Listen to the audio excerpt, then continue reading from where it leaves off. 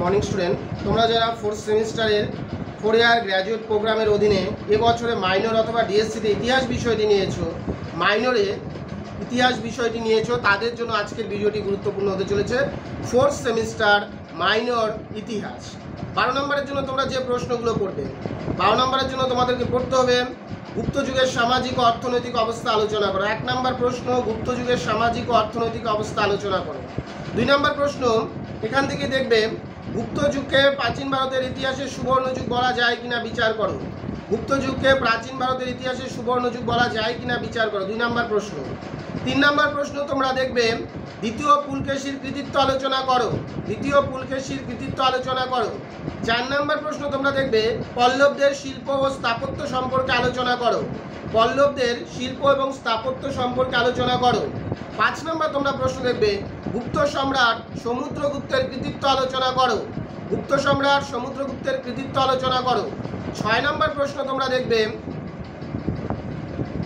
যে দ্বিতীয় পুলকেশী বলা হয়েছে, পল্লব বলা হয়েছে, গুপ্ত যুগ বলা হয়েছে। 6 নম্বরে তোমরা দেখবে ত্রিশক্তি সংগ্রামের কারণ ও ফলাফল আলোচনা করো। ত্রিশক্তি সংগ্রামের কারণ ও ফলাফল আলোচনা করো। 7 নম্বর প্রশ্ন তোমরা দেখবে যে চোলদের স্থানীয় স্বায়ত্তশাসন ব্যবস্থার প্রধান বৈশিষ্ট্যগুলি আলোচনা করো। চোলদের স্থানীয় স্বায়ত্তশাসন ব্যবস্থার প্রধান বৈশিষ্ট্যগুলি আলোচনা করো। এই 7টা প্রশ্ন তোমরা 12 জন্য দেখে যাবে। 6 এর জন্য তোমরা কি দেখবে? গুপ্ত যুগে বিজ্ঞানের অগ্রগতি 1 নাম্বার। 2 নাম্বার গুপ্ত যুগের গিল্ড ব্যবস্থা। 3 নাম্বার গুপ্ত যুগের মহিলাদের অবস্থা। 4 নাম্বার প্রশ্ন তোমরা দেখবে কৈবত বিদ্রোহ। কৈবত বিদ্রোহ সম্পর্কে আলোচনা করো। 5 নম্বর প্রশ্ন তোমরা দেখবে কৈবত বিদ্রোহ আমি বললাম, ভালো করে দেখবে।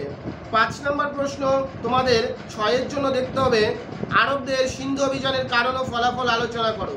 আরবদের সিন্ধু অভিযানের কারণ ও ফলাফল আলোচনা করো। 6 নম্বর প্রশ্ন তোমরা দেখবে চোলদের সামুদ্রিক কার্যকলাপ আলোচনা করো। চোলদের সামুদ্রিক কার্যকলাপ আলোচনা করো। 7 নম্বর প্রশ্ন তোমরা দেখবে ধর্মপালের কৃতিত্ব আলোচনা করো। ধর্মপালের কৃতিত্ব আলোচনা করো। 8 নম্বর প্রশ্ন তোমরা দেখবে ভারতবর্ষের সামন্ততন্ত্রের প্রধান বৈশিষ্ট্যগুলি আলোচনা করো। ভারতবর্ষের সামন্ততন্ত্রের প্রধান বৈশিষ্ট্যগুলি আলোচনা করো। 9 নম্বর প্রশ্ন তোমরা দেখবে সুলতান মাহমুদের ভারতবর্ষ আক্রমণের কারণ ও ফলাফল লেখো। সুলতান মাহমুদের ভারতবর্ষ আক্রমণের কারণ ও ফলাফল লেখো।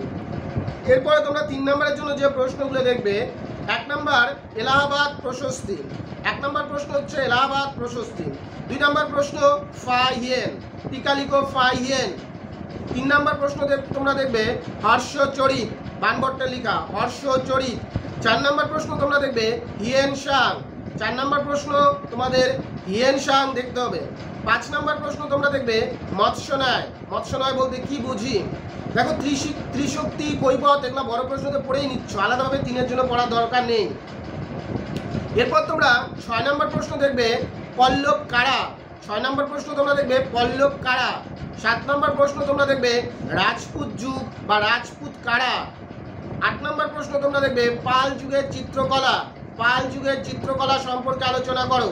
9 নম্বর প্রশ্ন তোমরা দেখবে নালন্দা বিশ্ববিদ্যালয়। নালন্দা বিশ্ববিদ্যালয় 9 নম্বরে দেখবে। 10 নম্বর প্রশ্ন তোমরা দেখবে তরায়ণের দ্বিতীয় যুদ্ধ।